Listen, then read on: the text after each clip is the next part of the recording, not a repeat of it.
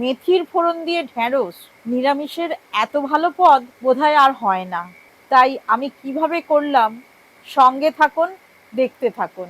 বাজারের কেনা ঢ্যাঁড়স, তাই ভিজিয়ে রেখেছিলাম কিছুক্ষণ। এবার এইখানটা কেটে বাদ দিয়ে দেব, আর এই পিছনের খানিকটা করে বাদ দিয়ে দেবো। আজকে এই দুটোর মিশ্রণ ঘটবে। মিক্সির বাটিতে আমি প্রথমেই মশলাগুলো একসঙ্গে বেটে নিচ্ছি। এতে ছিল কালো সর্ষে, রাই সর্ষে আর পোস্ত। রান্নাটা এবার শুরু করে দিচ্ছি। কড়াইতে ফোড়নে শুকনো লঙ্কা আর মেথি দিলাম। তেল দিয়ে দিচ্ছি, পরিমাণ মতোই দিচ্ছি। ঢ্যাঁড়সগুলো এবার দিয়ে দিচ্ছি।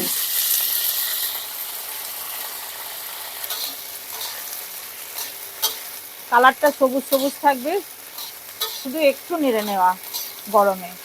পরিমাণ মতো নুন দিয়ে দিচ্ছি। এবার জলটা দিয়ে দিচ্ছি।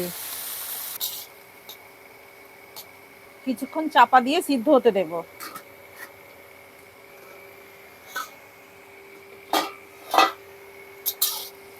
হ্যাঁ, ঢ্যাঁড়স সিদ্ধ হয়ে গেছে। এইবার মশলাটা যে বেটেছিলাম সেটা এবার বার করি। এই অবস্থায় মশলাটা দিয়ে দিতে হবে।